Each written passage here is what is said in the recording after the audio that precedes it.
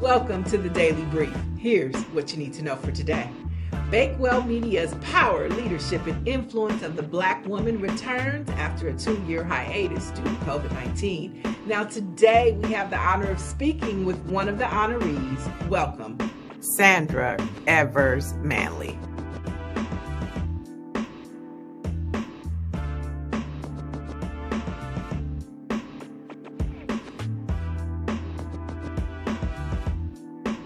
So joining us now is one of the honorees, Sandra Evers Manley. Welcome to the Daily Brief. Thank you. It's an honor to be here and to be with you. Thank you for your time today.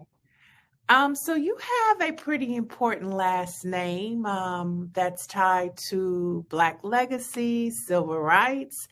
Can you tell our Sentinel viewers about the legacy that you're a part of and your family's history? Sure. So my family, on my mother's side of the family, hails from Mississippi. My mother was very active in the civil rights movement, but the person that most people know is my cousin, Medgar Evers, who was a civil rights leader, who this year will be 60 years when he was assassinated on June 12, 1963. But my family has been very involved in the civil rights movement, as far as I know, from before I was born. So growing up and even today, do you feel a sense of responsibility by carrying that name? I at least feel a sense of responsibility of being the best person that I can be and making sure that we look out for others, that we advocate for justice for all. I think that was something that was instilled in us from the moment we were brought into this world. I can't remember a day in my household. I grew up in Northern California after my family migrated from Mississippi, that there wasn't something going on. You know, my mother organizing marches, my oldest sister protesting in the 60s, my mother who raised her 6 children and 10 foster children. She would always say there's room for one more. And so throughout my life, I think we were always taught to have a life of service and a life of giving, but most of all, a life of integrity. And you're known in these Los Angeles streets for your philanthropic endeavors and always reaching out and trying to help somebody be the best that they can be. So talk to us a little bit about some of the work that you do here in the Los Angeles community.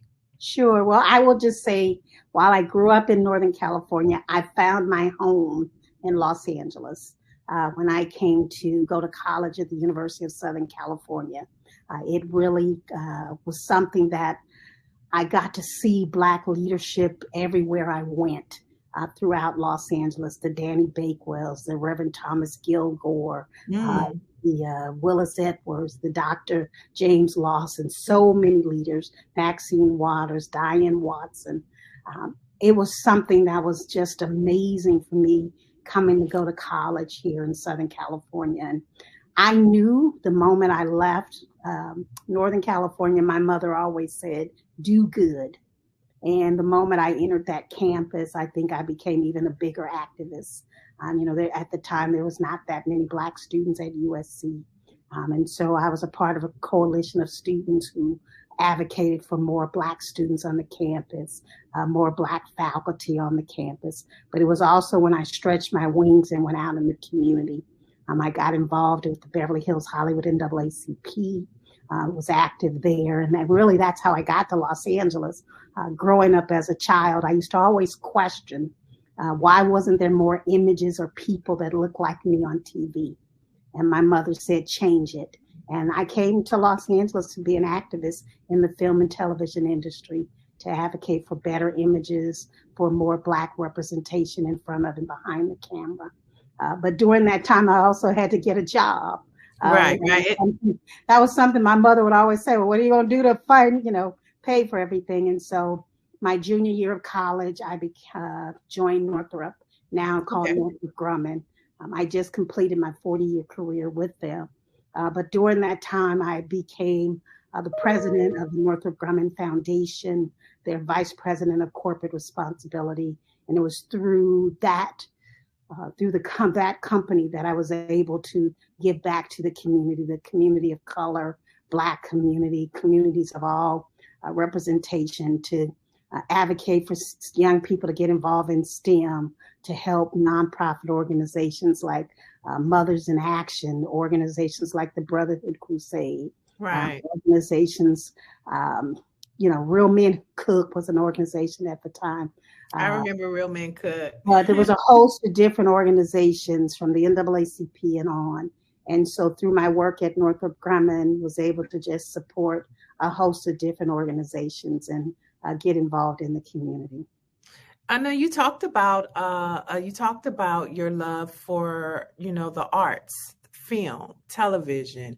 Talk to us about your film festival. Many people don't know that, we know about the Pan-African Film Festival. We know about Sundance, but tell us about your film festival.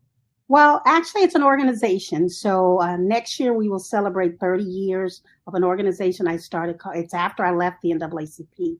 I actually served as president of the Beverly Hills Hollywood NAACP for 12 years. And after that, I left the NAACP and started an organization called Black Hollywood Education and Resource Center. And our main focus was to really try to create career opportunities to help promote better images in front of and behind the camera. And so one of the things I saw is that if we could get more people employed that looked like us, that they will also help to take care of hiring individuals. And so we knew that we had to start a scholarship program. And so a young man at the time came to us named David Massey. He was a student at the American Film Institute, and he needed to complete his thesis project. And we needed to raise money. We agreed to help him. We raised $40,000 for him to complete his short film for his thesis project. David went on after doing that project to become the first African American to be nominated for an Academy Award in the short film category.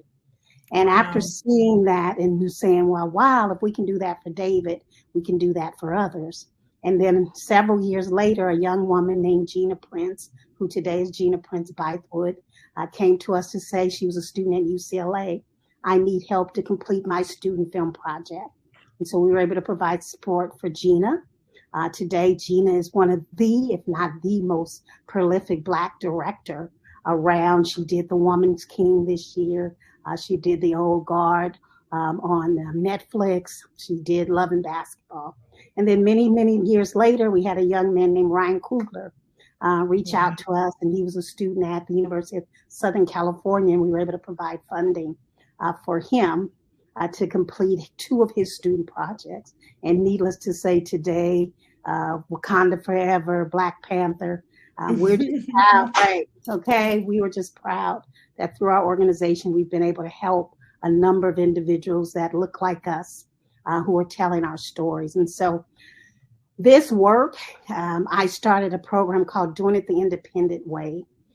We did it at Sony Pictures. Next year will be 40 years when I started that program. And it really was a showcase to help to promote Black filmmakers. And then this year, in May of this year, we will celebrate the 30th anniversary of our short film showcase called Sisters Are Doing It for Themselves. And so we do several film festivals a year, but our big festival is called the African American Film Marketplace SC Manley Short Film Showcase. And this is our 29th year, would be our 30th, but we did not do a festival during the pandemic. But we do a host of programs this past Saturday. We just had our 13th annual Youth Diversity Film Showcase. It's a showcase of short films written and directed by middle school and high school students. Nice. We had over 1,600 submissions from 22 countries, including the U.S. And this is a partnership that we started first with Washington Prep High School, and they were with us this past Saturday, along with another 150 students. But the festival is actually online right now at BHERC TV. And we want to give young people an opportunity to create and tell their stories. So the work that we do is not just the film festival. We provide scholarships. We provide workshops William Allen Young, actor William Allen Young, for example, was with us this past weekend talking about what's it like to be an actor, what's it like to be a director. So we try to expose young people to all the different careers in the film and television industry. And that is amazing. And now, Sentinel viewers, if you didn't know, while we are honoring Sandra this year at the women's event, you know now. Thank you so much for joining us today. Sandra Evers Manley will be one of the honorees at this year's Bakewell Media Power, Leadership, and Influence of the Black Woman, happening April 15th at the Beverly Hilton Hotel. We thank you so much. We salute you. We appreciate you. And we'll see you at the Beverly Hilton, Sandra. Thank you so much. And thank you to the Bakewell Media and just everyone associated with this award, Pam Bakewell. It's a great honor, but I accept this award on behalf of the many volunteers, on behalf of my family and all the individuals whose shoulders I stand on and whose bridge allowed me to cross. So thank you so very much. God bless, and we'll see you on the 15th. God bless. Bye-bye. Bye-bye. To find out and learn more information about this year's Bakewell Media's Power, Leadership, and Influence of the Black Woman event, you want to head on over to lasentinel.net. And don't forget, the Daily Brief is available wherever podcasts can be found. I'm Niele Anderson, and you have just been debriefed.